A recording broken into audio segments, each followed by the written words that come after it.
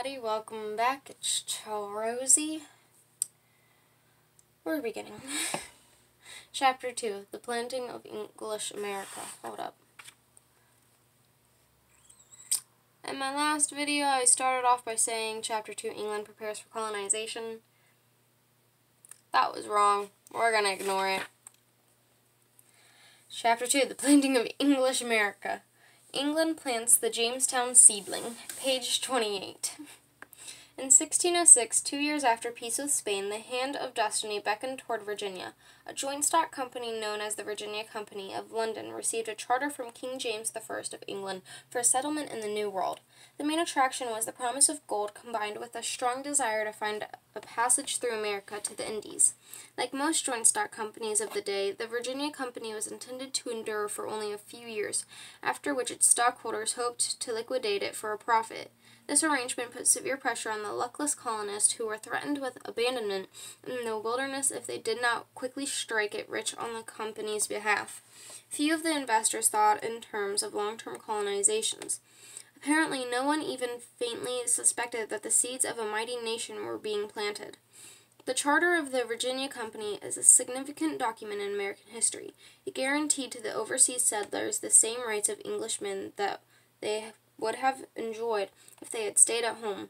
This precious boon was gradually extended to subsequent English colonies, helping to reinforce the colonists' sense that even on the far shores of the Atlantic, they remained comfortably within the embrace of traditional English institutions. But ironically, a century and a half later, their insistence on the rights of Englishmen fed hot resentment against an increasingly meddlesome mother country and nourished their appetite for independence. Setting sail in 1606, the Virginia Company's 3 ships landed near the mouth of Chesapeake Bay, where Indians attacked them. Pushing on up the bay, the tiny band of colonists eventually chose a location on the wooded and malarial banks of the James River, named in honor of King James I. The site was easy to defend, but it was mosquito-infested and devastatingly unhealthful. Therefore, on May 24, 1607, about 100 English settlers, all of them men, disembarked. They called the place Jamestown. The early years of Jamestown proved a nightmare for all concerned except the buzzards. 40 would-be colonists perished during the initial voyage in 1606 to 1607. Another expedition in 1609 lost its leaders and many of its precious supplies in a shipwreck off Bermuda. Once ashore in Virginia, the settlers died by the dozens from disease, malnutrition, and starvation. Ironically, the woods rustled with game and the rivers flopped with fish, but the greenhorn settlers, many of them self-styled gentlemen, unaccustomed to fending for themselves, wasted valuable time grubbing for non-existent gold when they should have been gathering provisions. Virginia was saved from utter collapse at the start largely by the leadership and resourcefulness of an intrepid young adventurer, Captain John Smith. Taking over in 1608, he whipped the gold-hungry colonists into line with the rule, "He who shall not work shall not eat." He had been kidnapped in December 1607 and subjected to a mock execution by the Indian chieftain Powhatan, whose daughter Pocahontas had saved Smith by dramatically interposing her head between his and the war clubs of his captors. The symbolism of this ritual was apparently intended to impress Smith with Powhatan's power. I know I'm saying his name wrong. Powhatan's power, and with the Indians' desire for peaceful relations with the Virginians. Pocahontas became an intermediary between the Indians and the settlers, helping to preserve a shaky peace and to provide needed foodstuffs.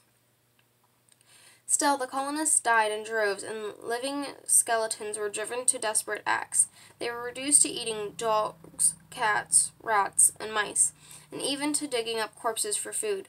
One hungry man killed, salted, and ate his wife, for which misbehavior he was executed.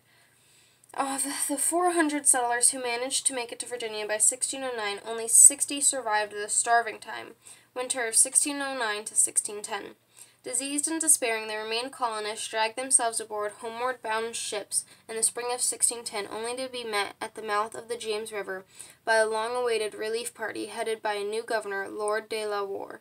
He ordered the settlers back to Jamestown, imposed a harsh military regimen on the colony, and soon undertook aggressive military action against the Indians. Disease continued to reap the gruesome harvest among the Virginians. By 1625, Virginia contained only some 1,200 hard-bitten survivors of the nearly 8,000 adventurers who had tried to start life anew in the ill-fated colony. That's it. Ended on page 29. I'm getting faster at reading. I'm slowly waking up more, if you can't tell. The bags under my eyes are slowly going away more. You could see them in, like, my past few videos. They were, like, big time there. You could still see them a little bit. Not as much, though. Okay. I hope you enjoyed. Bye.